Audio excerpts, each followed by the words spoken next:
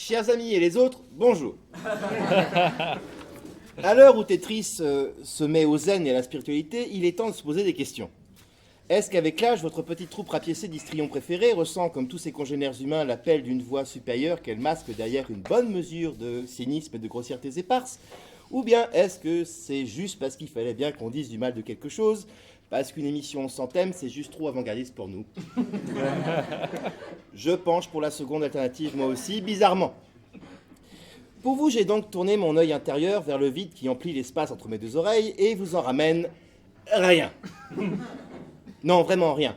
Comme dans rien, zilch, nada, zip, zéro, nib, podzob, niente, fucking nothing. L'inspiration m'a fui pendant 3 semaines comme l'amour pendant 30 ans. Chier! Car si je ne fais pas l'amour devant vous pour vous divertir, et heureusement pour les plus sensibles de l'estomac, il faut bien que je vous débite des conneries pour essayer de vous faire rire, tout en ne disant pas trop de grossièreté pour ne pas choquer l'extrême sensibilité de l'Ivox. Mais rien n'est venu. Et même pas 3 fois rien. La spiritualité caricaturale ou non dans laquelle j'ai essayé de me plonger, à mes nombreux moments perdus, n'a rien donné, tel le connard de droite à un gala de charité. Et pourtant, j'aurais pu être inspiré.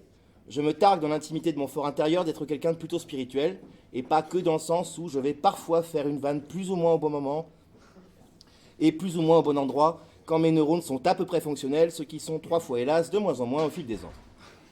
Non, je veux dire que contrairement à ce que ma ferveur d'athéiste pratiquant pourrait laisser croire, et aux gens qui prendraient le temps de s'intéresser à moi, et ils sont peu nombreux, j'ai aussi à côté de ça une cosmogonie personnelle, des croyances, des superstitions, et tout un fatras de trucs et de machins du genre, tant je ne suis pas rationnel tous les jours. Par exemple, je crois plus ou moins à la réincarnation. Si tout sur ce putain de caillou est une question de cycle, pourquoi pas la vie et la mort? Et puis franchement, je préfère passer l'éternité à revenir dans le monde des mortels plutôt que de la passer cul nu en sandales à jouer de la harpe. Ça tirait tellement bien. C'est vrai, c'est vrai. De toute façon, si j'en crois le règlement intérieur, j'y ai pas droit. Je suis comme vous tous ici, bas au speakeasy, voué aux flammes de l'enfer. Chouette, au moins, c'est fumeur. Et mieux vaut passer l'éternité la clope à la main entouré d'autres dégénérés plutôt qu'avec des grenouilles de bénitier béatifiées, le derche posé sur un nuage parce que là-haut, il n'y a pas de commode. C'est à se demander où ils foutent leur linge. L'enfer, le paradis, 2 concepts qui sont tellement simplistes qu'ils en sont comiques, mais qui sont au bout du compte aussi cyniques qu'une pub pour Zuritel. Souffrez maintenant, soyez heureux plus tard, mais mort! Comme si Norwich Union et ZLM fusionnaient pour proposer un crédit sur l'après-vie. En cas de non-respect des petites et grosses lignes du contrat, boum, enfer. Simple, clair, précis et procédurier. Oui, mais con, monsieur le commissaire, car tout le monde sait que l'enfer, c'est ici. Et que le diable n'a pas la queue pointue, le crâne cornu et les pieds fourchus, pour le cul, mais qu'il est bel et bien humain, porte un costard-cravate et s'emploie à vous rendre la vie infernale à coups de pétrodollars et de crise bancaire. Bref, plutôt penser que ça continue comme ça pour l'éternité, au moins on n'est pas dépaysé. Ce qui finit toujours par me pousser à croire finalement que tout finit dans le néant, après tout, parce que ça, au moins, c'est plus reposant.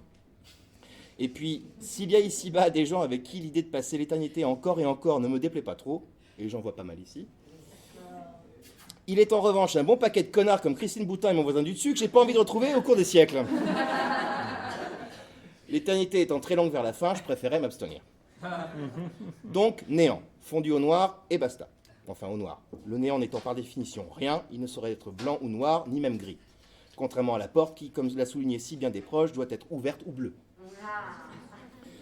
D'aucuns me diront que cette conception de la fin des choses et des petits osios est fort triste, mais je leur rappellerai que si le néant, c'est la fin des soirées entre potes et des jours de soleil à la dorade, c'est aussi la fin des impôts, des râteaux à la pelle, de la solitude et de la gueule de bois.